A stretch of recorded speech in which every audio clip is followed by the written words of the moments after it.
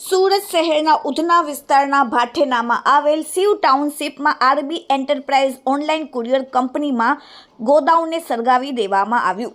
લાખોનું નુકસાન થયું. અગાઉની માથાકૂટનો બદલો લેવામાં આવ્યો. લાખોનું નુકસાન થતાં ગેંગ સીસીટીવીમાં કેદ થઈ. અગાઉના માથાકૂટના ઇસમો ફરી એકવાર ગુનામાં સંડોવાયેલા હોવાનું સંકેત. સીસીટીવીમાં સ્પષ્ટ દેખાય છે કે 4 થી 5 યુવાનો ઘૂસી જાય છે ઓનલાઈન કુરિયર કંપનીમાં અને સમગ્ર કુરિયર કંપનીના માલ સામાન એકઠા એક બાજુ કરીને તેને સળગાવી દે છે. અમોલ પગારે આક્ષેપ કરતા જણાવ્યું કે કૃષ્ણા યાદવે રચ્યું ષડયંત્ર. આશરે 18 થી 20 લાખનું ગોડાઉન સળગાવી દેવામાં આવ્યું, જેના સીસીટીવી વિડીયો તેમણે બતાવ્યા. વેન્ડરશીપના વિવાદે કોઈનો જીવ જોખમમાં મુકાયાનો સીસીટીવીમાં કેદ.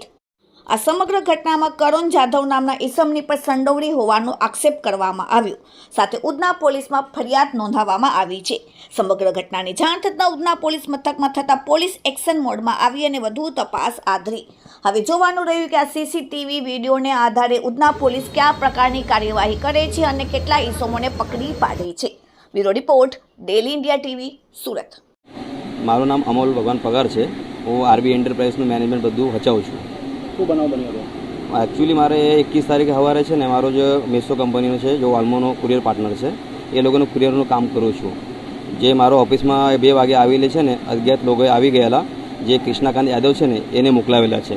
જે જૂની અગાવત છે એના હિસાબથી એ લોકોએ મારે મોકલાવેલા છે. એ બે જણા પાર્ટનર છે. એના કરણ જાદવ કરીને છે. એ 2 જણા વાલ્મો કંપનીના પાર્ટનર છે.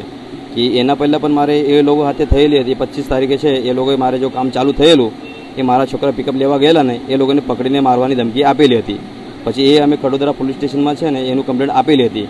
પછી એ હથિયારો, તલવાર પેલા બધું લઈને આવેલા હતા. પછી કમ્પ્લેન્ટમાં એમના ઉપર પેલો 135 કરીને ધારા આપેલી હતી. પછી એ લોકો સામેથી કીધું હતું અમને કે ભાઈ તમે આ વસ્તુ અમે એમના હાથે પછી બીજી વાર કરીએ નહીં.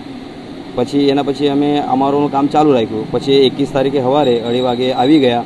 પછી મારા ગોડાઉનમાં જે મારો લગભગ 18 થી 20 લાખનો માલ છે એ પેટ્રોલ નાખીને હલગાઈને ચાલ્યા ગયા.